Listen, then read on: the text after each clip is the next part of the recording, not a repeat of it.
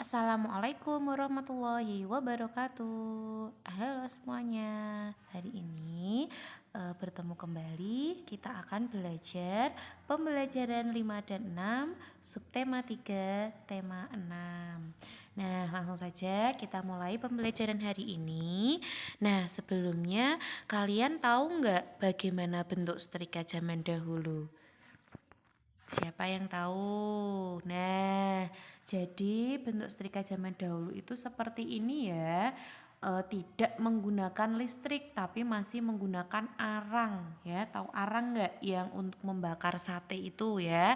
Nah, itu dimasukkan ke dalam tempat setrika lalu ditutup baru dipakai untuk menyetrika. Nah, tapi seiring perkembangan zaman, setrika berubah menjadi yang sudah lebih modern, yaitu menggunakan listrik. Nah, ini adalah setrika zaman dulu, ini adalah setrika zaman sekarang. Nah, baik. Nah, kemarin kita sudah belajar bahan konduktor dan juga isolator di dalam kehidupan sehari-hari.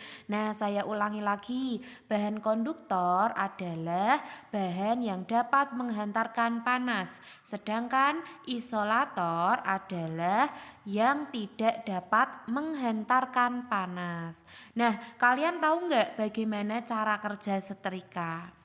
Ya, cara kerja setrika adalah dengan cara dialirkan ke aliran listrik, kan biasanya ada colokannya ya. Nah, lalu bagaimana sifat hantaran panas pada setrika? Nah, biasanya yang digunakan untuk menghaluskan baju itu adalah memiliki sifat konduktor ya. Makanya jangan sekali-kali dipegang karena pasti akan terasa sangat panas. Nah, untuk pegangan di tangannya ini bahannya apa?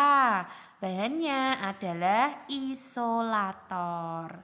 Nah, baik. Selanjutnya, setrika itu termasuk dalam peralatan rumah tangga ya. Nah, silahkan perhatikan paragraf berikut ini.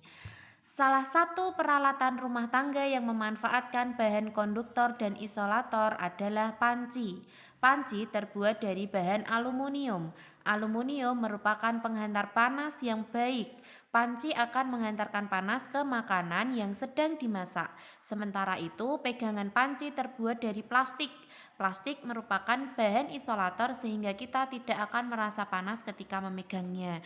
Nah, dari paragraf ini tadi, carilah kata kunci paragraf di samping. Nah, sudah diberi ciri-ciri ya. Di situ kata kuncinya yang bercetak miring. Nah, nanti bisa dicari ya di mana kata kuncinya. Selanjutnya, coba jelaskan isi paragraf ini tadi menggunakan bahasamu sendiri ya. Jadi, dijelaskan isi paragrafnya dengan bahasanya sendiri. Nah, anak-anak, banyak sekali barang-barang yang bersejarah ya, seperti setrika arang tadi, barang zaman dahulu, dan sekarang sudah dimodifikasi menjadi setrika yang lebih canggih. Nah, salah satu barang bersejarah itu juga bisa berupa buku legenda. Ayo, siapa yang punya buku legenda? Nah, biasanya di dalam buku legenda itu terdapat gambar-gambar yang tentunya gambar tersebut diceritakan oleh penulisnya.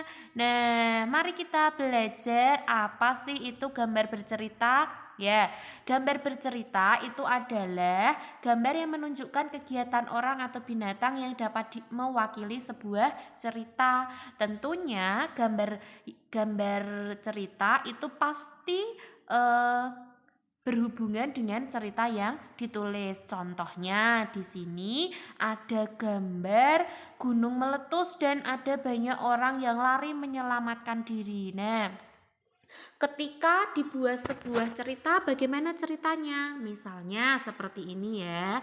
Pada hari Kamis, Gunung Merapi mengeluarkan lahar panas. Para penduduk pun berlari untuk menyelamatkan diri, menyelamatkan keluarga, dan juga menyelamatkan barang berharganya. Mereka mengungsi di sebuah tempat yang lebih aman. Nah, itu contoh ceritanya. Jadi, gambar cerita itu pasti gambar dengan ceritanya itu berhubungan. Nggak mungkin ceritanya tentang gunung meletus, misalnya gambarnya orang yang sedang mencari ikan ya, atau yang sedang bermain di pantai, kan tidak mungkin ya. Nah, apa saja yang digunakan pada gambar bercerita, tekniknya apa saja yang digunakan? Nah, perhatikan penjelasan berikut ini. Yang digunakan ada 2 teknik, yaitu yang pertama teknik kering. Teknik kering itu biasanya menggunakan pensil, krayon, pulpen, dan juga spidol. Nah, kalau krayon itu biasanya warnanya lebih banyak ya. Oke, selanjutnya teknik yang kedua yaitu teknik basah. Biasanya bisa memakai tinta warna atau juga cat air. Nah, dari gambar bercerita tadi, misalnya kita lihat gambar seperti ini, bisa diceritakan tidak apa yang ada di gambar ini? Tentunya bisa ya. Ini terlihat suasana di jalan raya yang padat sekali kendaraan. Nah, anak-anak, keadaan seperti ini merupakan masalah sosial yang ada di sekitar kita. Bisa saja pencemaran lingkungan, rusaknya fasilitas umum, perilaku tidak disiplin. Nah, perilaku-perilaku tersebut berdampak buruk di dalam kehidupan. Contohnya, macet tadi ya disebabkan oleh orang-orang yang tidak menaati peraturan lalu lintas misalnya ya, dan lain sebagainya. Nah, coba nanti silahkan dilengkapi tabel berikut ini ya. Masalah sosial, misalnya ya untuk latihan nanti boleh diisi. Contohnya kemacetan jalan raya, penyebabnya kurang disiplin. Pihak yang terlibat adalah pengguna jalan. Cara mengatasinya mematuhi peraturan lalu lintas. Oke, yang kedua, misalnya apa ya yang kedua?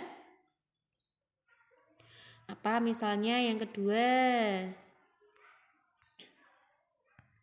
Oke, nah bisa saja sungai yang kotor penyebabnya misalnya kita membuang sampah di sungai. Pihak yang terlibat apa? Masyarakat. Cara mengatasinya kita harus membuang sampah pada tempatnya.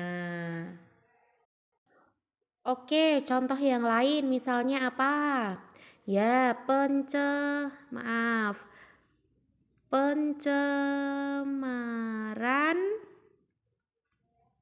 udara ya. Penyebabnya adalah biasanya asap kendaraan misalnya. Nah, pihak yang terlibat siapa? Pengguna kendaraan. Nah, cara mengatasinya kita bisa lebih banyak menggunakan angkutan umum misalnya supaya tidak banyak kendaraan ya, atau juga bisa menggunakan sepeda gunung ya supaya tidak menimbulkan pencemaran, atau juga naik kendaraan umum. Oke, selanjutnya masalah yang lain apa kira-kira ya? Oke, masih banyak sekali ya. Nanti silahkan bisa kalian lanjutkan. Nah, nanti bisa dilanjutkan dan dituliskan di tabel ini ya. Oke, selanjutnya tugas hari ini adalah silahkan anak-anak memperhatikan. Jadi ada 2 tugas ya. Yang pertama, di sini ada sebuah gambar. Silahkan dibuat minimal 1 paragraf cerita dari gambar berikut ya. Ceritanya sesuai dengan gambarnya.